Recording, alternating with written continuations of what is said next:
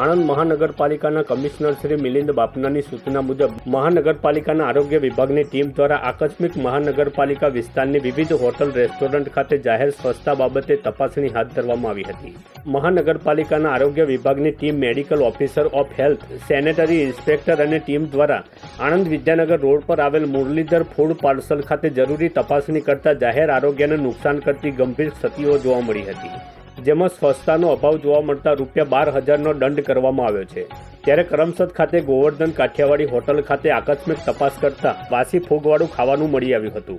આ ઉપરાંત અખાદ્ય પદાર્થો રાખવામાં આવ્યા હતા અને ગંદકી જોવા મળી હતી તથા મોટી સંખ્યામાં મચ્છરો પણ જોવા મળેલ હતા. મહાનગરપાલિકાની ટીમ દ્વારા આ હોટલ ખાતે હાઇજીન અને સ્વચ્છતા બાબતે જરૂરી તપાસણી કરતા બિલકુલ હાઇજીન ન હોય અને લોકોના આરોગ્યને જોખમી રૂપ હોય ત્યારે તાત્કાલિક અસરથી આ હોટલ કાયદાની જોગવાઈને અધીન જીપીએમસીની કલમ 376A અંતર્ગત સીલ કરવામાં આવી છે. આણંદ મહાનગરપાલિકા વિસ્તારની હોટલ, રેસ્ટોરન્ટ અને ખાણીપીણીના એકમો હાઇજીન અને સ્વચ્છતા રાખે તે માટે અનુરોધ કરવામાં આવે છે.